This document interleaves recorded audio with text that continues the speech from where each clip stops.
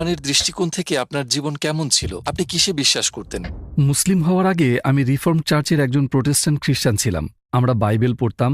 Bible অনুসারে আমাদের নাম রাখা হয়েছিল, খ্রিস্ট ধর্মে দীক্ষা দেওয়া হয়েছিল, গির্জায় যেতাম, ইত্যাদি ইত্যাদি। তো আমরা বলতে গেলে বেশ ধার্মিক খ্রিস্টান ছিলাম। অবশ্যই আমি বিশ্বাস করতাম যে একজন সৃষ্টিকর্তা আছেন। আমি জান্নাত জাহান্নামে বিশ্বাস করতাম। আমি ফেরেশতা ওয়াহিতেও বিশ্বাস করতাম। এবং অবশ্যই যে ব্যাপারটি খ্রিস্টানদের মুসলিমদের থেকে আলাদা করে সেটি হলো যে আমি বিশ্বাস করতাম যীশুখ্রিস্ট ঈশ্বরের পুত্র ছিলেন, এবং আরেকটু দার্শনিকভাবে বলতে গেলে আমি তাকেই ঈশ্বর বলে মানতাম। আমি অবশ্যই পুনরুত্থানে বিশ্বাস করতাম এবং এও বিশ্বাস করতাম যে যীশুকে ক্রুশবিদ্ধ করা হয়েছিল, এবং আমি প্রায়শ্চিত্তে বিশ্বাস করতাম। কিন্তু যেহেতু ট্রিনিটি খুব জটিল একটি ধারণা, আপনি বিশ্বাস করুন আর নাই করুন, এটি এখনও বেশ জটিল। কারণ বাইবেলের মতে ঈশ্বর অবিনশ্বর, কিন্তু আপনি যদি অবিনশ্বর হন এবং একই সাথে আপনার যদি মৃত্যু হয়, আপনি তো একই সময়ে অমর এবং মরণশীল হতে পারেন না। তো একটু বড় হওয়ার পর, ধরুন 15-16 বছর বয়সে, আমি প্রশ্ন করা শুরু করি সেসব বিষয়ে, যেসব আমার কাছে খুব যৌক্তিক মনে হতো না।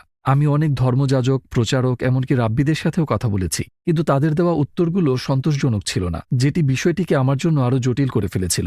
শেষ পর্যন্ত সেসব বিষয়গুলোর ব্যাপারে আমার সন্দেহ থেকেই যায়, কিন্তু আমি অন্ধ বিচারকের মতো এগুলোকে একপাশে রেখে ধর্মটাকে বিশ্বাস করে যাওয়াটাই ভালো মনে করলাম। হয়তো আমি পুরো বিষয়টি বোঝার মতো যথেষ্ট বুদ্ধিমান নই, এবং আমি তখনও ঈশ্বরে বিশ্বাস করতাম যে যীশু একজন খুব গুরুত্বপূর্ণ ব্যক্তিত্ব এবং ঈশ্বরের পুত্র।